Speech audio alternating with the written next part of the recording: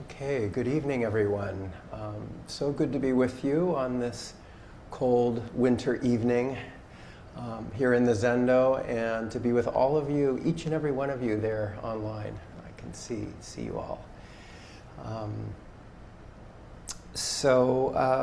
Just a few days ago, we had our annual Rohatsu ceremony, activity. It's an annual event that we do to mark Buddha's enlightenment, Shakyamuni Buddha's enlightenment. And so we sat all evening, Sunday night, and through Monday morning until dawn. Buddhist practitioners around the world are doing the same thing. It's a traditional practice.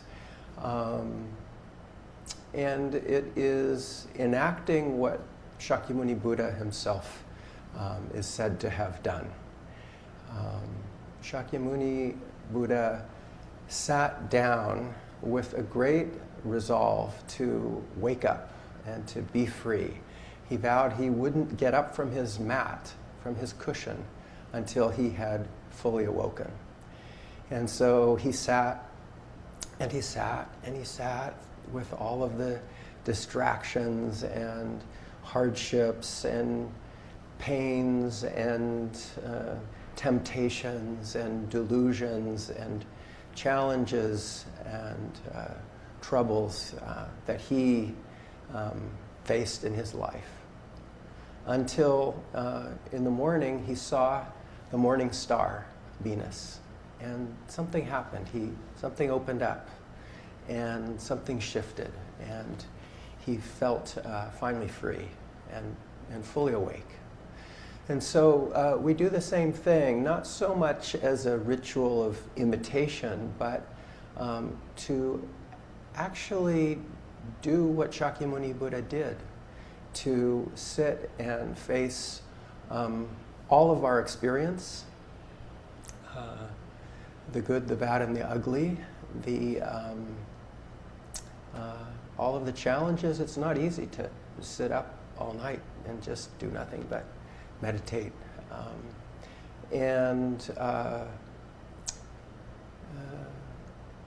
But to continue to practice, even in the midst of our constant delusions and our suffering, to continue to sit and to continue to sit and continue to sit. And when we do that, we're not just copying Shakyamuni Buddha. We are one with Shakyamuni Buddha because our spirit is no different from Shakyamuni Buddha's spirit when he did the same thing. But it's not easy, and one could certainly ask, why go to such trouble to pull an all-nighter when you could be home in your warm bed and chilling out? And why go to such lengths, to such trouble, such hardship, to go through that? What can be really challenging. And even more so, why bother? Since, according to the Buddhist teachings, we already have Buddha nature. We are, by virtue of our birth and our human life, we have an intrinsic spirit that is free and awakened. So it might seem kind of foolish or absurd or illogical to make such an exertion, make such effort in order to wake up if we already have awakened nature. So why do something like Rohatsu? Or for that matter, why bother to practice at all? It brings up a famous line in the koan literature, which is, "The fire boy comes seeking fire." Sometimes you'll hear it as, "The fire god comes seeking fire." Literally, the translation is the fire boy. The fire boy would be the attendant of the fire god.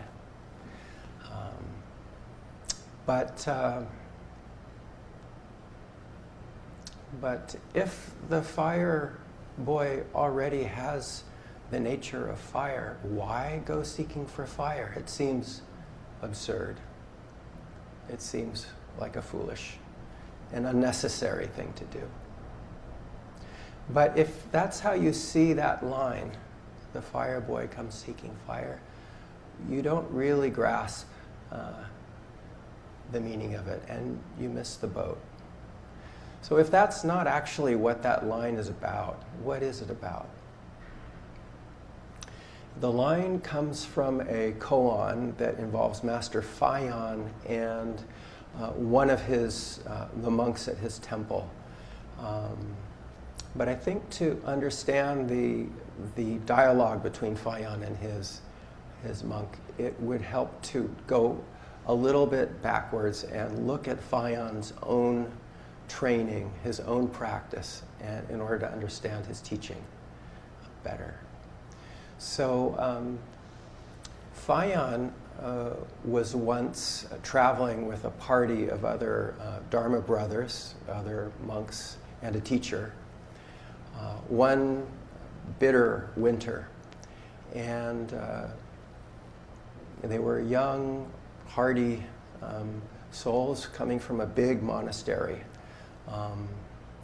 But they stopped for the night to take shelter at a small temple outside the city. And they built a fire and they sat around it together and kept each other warm. And they basically ignored the priest of the local temple, who was someone by the name of Dijang. So Dijang saw this and he wandered over to them and he asked them a very pointed, probing question. And actually, they couldn't answer it, and they kind of cast about and were flustered and put off. And one of them sort of rudely said, "Who does this guy think he is? A little rat who pretends like he has elephant tusks." But Fayan said, "Well, don't be so hard on him." The next day, the party decided to set off again on their pilgrimage. And so they did. But when Fayan was just leaving, he stopped in his tracks and said, "Wait a minute, I'm going to let the rest of you go on. I think I'm going to go back and check out this Dijang. Maybe I'm missing something. Maybe he has something that I don't see." So others went on. Fayan went back, and he ended up practicing with Dijang for many years and training with Dijang many years. And eventually, the other Dharma brothers came back too, and they rejoined Fayan, and the teacher rejoined them as well. And when they came back, Dijang said, "Where are you coming from?" And they said, "We're coming from the south." And Dijang said, "Oh, and how's the Dharma in the south? And how's the teaching in the south?" And they said, "Oh, well, there's extensive discussion going on." And Dijang said, "And how can that compare to me here planting the fields and growing rice to eat?" And they said, sort of put off, they said, "Well, what can you do about the 10,000 things?" And Dijang said, "And what do you call the 10,000 things?" So Dijang is a wonderful figure. He's a very modest character coming from a modest temple with a very simple practice, planting the fields and growing rice to eat. He was completely overlooked by these young bloods who were so full of themselves and so sure that they were coming from the big time, and here was this sort of country bumpkin. But Fayan saw something in him and spent time with him. And Fayan changed. His practice changed by virtue of his years with Dijang. And so there's another story about Dijang and Fayan that Fusho Sensei talked about in her last talk. So one day, Fayan was packing his gear and getting ready to go on a trip, and Dijang said, "Where are you going?" And Fayan said, "I'm going on pilgrimage." And Dijang said, "And what's the point of going on pilgrimage?" And Fayan said, "I don't know." And Dijang said, "Not knowing is most intimate." So Fayan had learned from Dijang how to not know,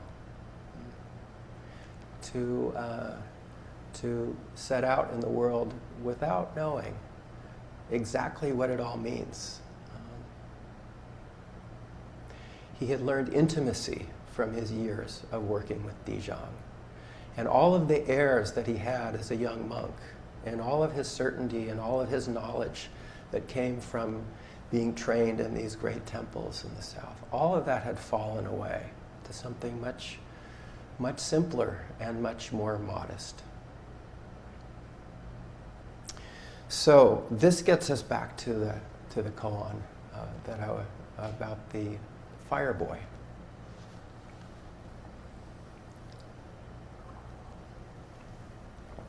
So now Fayan is himself a teacher, and he has a large following, many monks.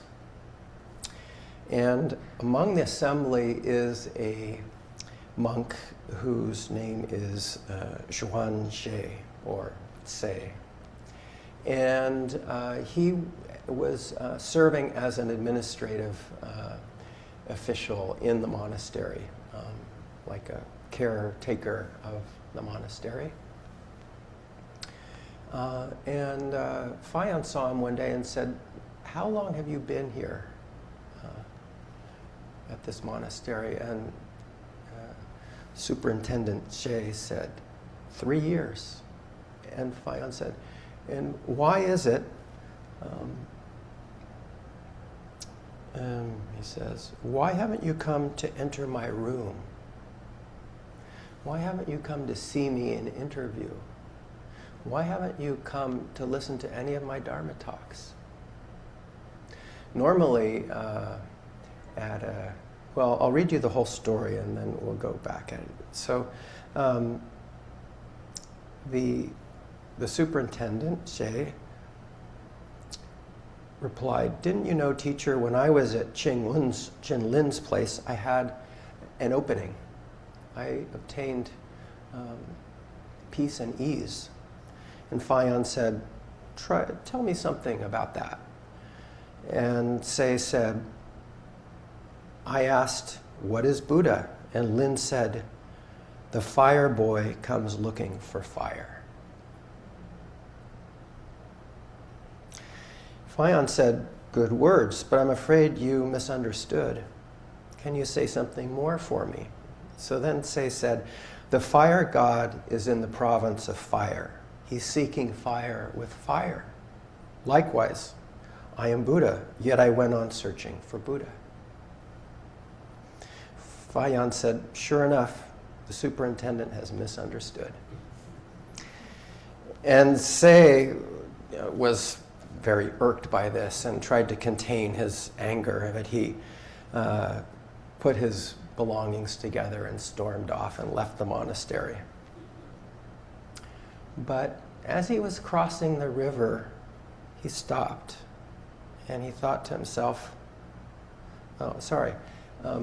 after he had headed off, Fayan said, "This man can be saved if he comes back. If he doesn't return, he can't be saved." But then, as he went off on the road, Se thought to himself, and he said, "Fayan is the teacher of 500 people. How could he deceive me? Maybe I'm missing something." And so he went back And he called on Fayan. He went to him, meet him in his room, and he said, and Fayan said to him, okay, you're here. So now ask me and I'll answer you. And Sei said, what is Buddha? And Fayan said, the fire boy comes looking for fire. And at those words, Sei was greatly enlightened. Oh, how beautiful. So the first time he heard those words, the fire boy comes seeking fire, and he didn't get it. He thought he had it, thought he understood it, but he just had an idea of what it was. But the second time around, when he meets with Fayan, something changed, and this time he got it. Do you see the difference between the first time and the second time? So we could say the answer was in the question. The answer was in the questioning. So it's a story about the value of having an open mind and a humble spirit rather than an arrogant mind that assumes one knows everything. And what's key here is the seeking. Staying open rather than staying stuck in one's nest, rather than sticking to some kind of idea that one has, and instead continuing to question, continuing to expose oneself to reality, which is constantly changing and constantly learning as a result.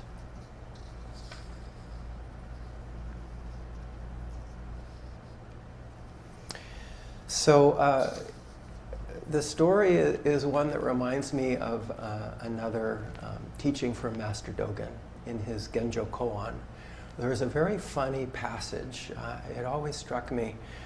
Dogen says, when the Dharma does not fill body and mind, you may feel it is sufficient. When the Dharma fills body and mind, you realize that something is missing.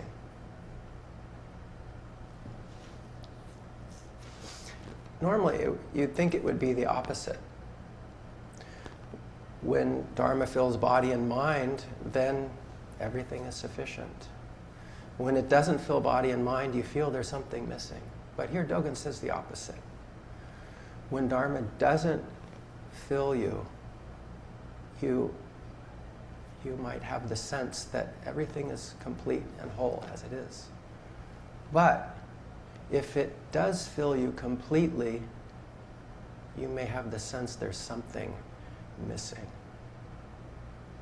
And Dogen goes on to say, it's a matter of perspective. So if we have a very narrow perspective, reality seems very limited, then we think we know, and we think we can see everything. But from a broader perspective, we realize that reality is infinite, and we can never know it all. And therefore, we can never see everything.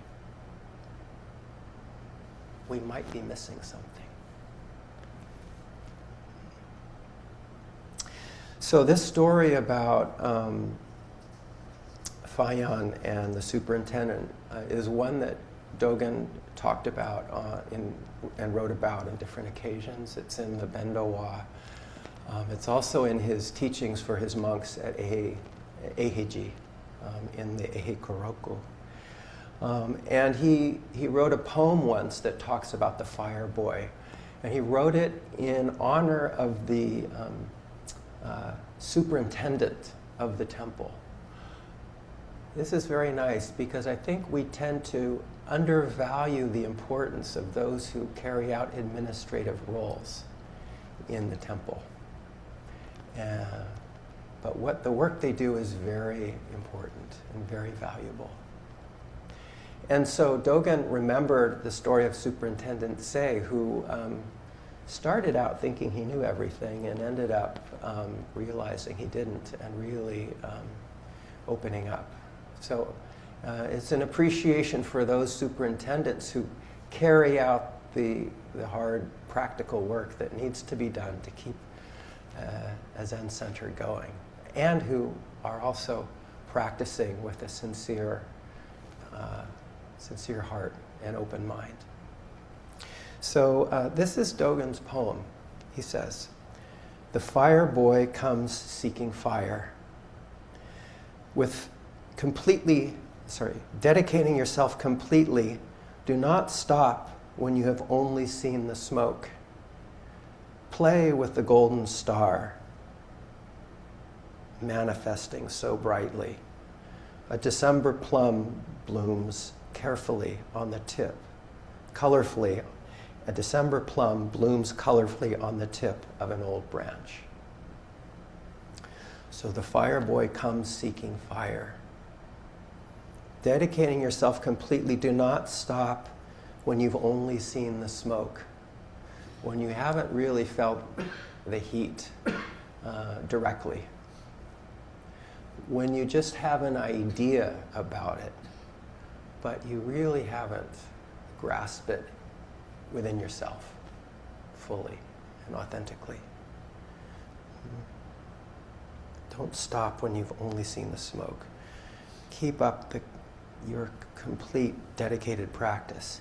Play with the golden star. The golden star is Venus. It's the star that Shakyamuni Buddha saw on the 8th day of the 12th month. Play with the golden star, which is manifesting so brightly. Playing with the golden star means don't just passively be a passive spectator, sitting in the place of enlightenment, but continue to play, continue to study, continue to practice, continue to work, continue to serve, and continue to be of benefit. That's how you can play with the golden star.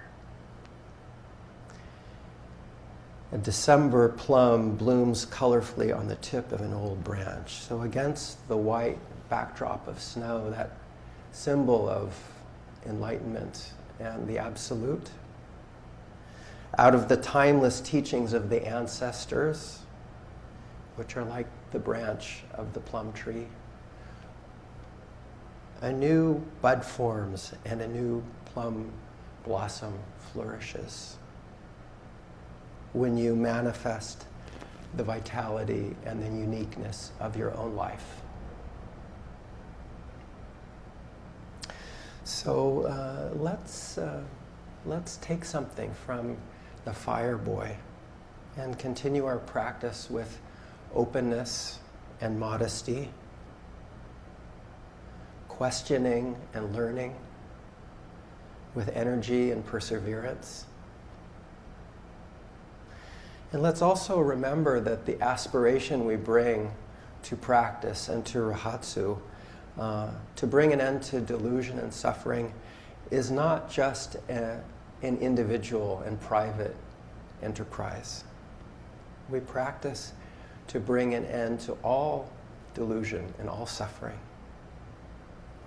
even if at times we may enjoy a measure of ease and peace. Continue on. Our very aspiration, our ongoing effort is really the point here. Ongoing questioning, ongoing learning. The fire boy comes seeking fire. Thank you.